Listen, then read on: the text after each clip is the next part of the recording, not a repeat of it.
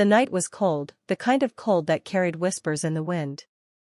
The old mansion at the edge of the forest loomed like a forgotten shadow, its broken windows glinting faintly under the pale moonlight.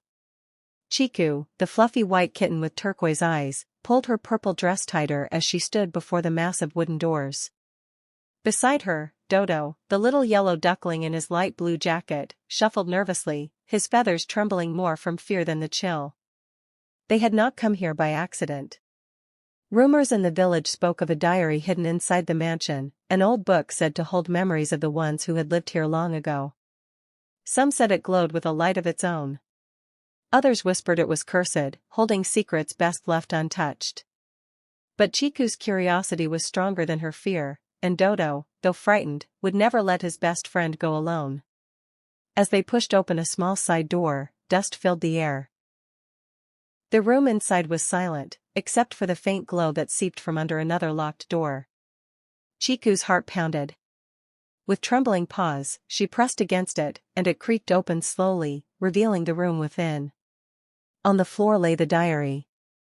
Its cover was cracked and ancient, but it pulsed with an eerie, golden glow as though it were alive. Dodo ducked behind Chiku, whispering, "Maybe we should go back, this doesn't feel right." But Chiku stepped forward. Something in her chest urged her to touch it. The moment her paw brushed the cover, the house seemed to breathe. Dust swirled in the air, and the faint sound of crying drifted down the hall. Chiku froze. Dodo clutched her paw. They followed the sound, their tiny feet padding across creaky floorboards until they reached the bottom of a dark wooden staircase. Above them, shadows swayed as though something unseen moved through the halls. The crying grew louder, soft, sorrowful sobs that made even brave Chiku hesitate.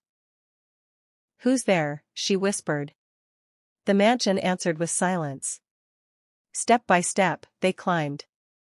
Each stair groaned under their weight, echoing in the vast emptiness.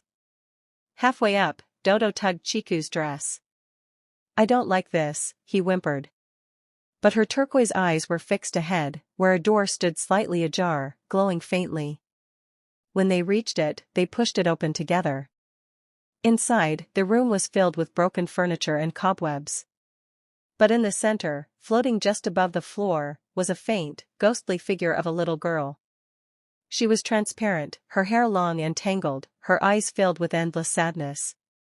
The crying stopped as she turned toward them. "You found my diary," she whispered, her voice like the rustling of leaves. Chiku's fur bristled, and Dodo's feathers fluffed out. Who are you?"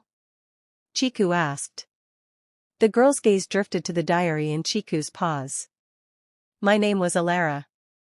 Long ago, this house was filled with laughter. But then, the shadows came.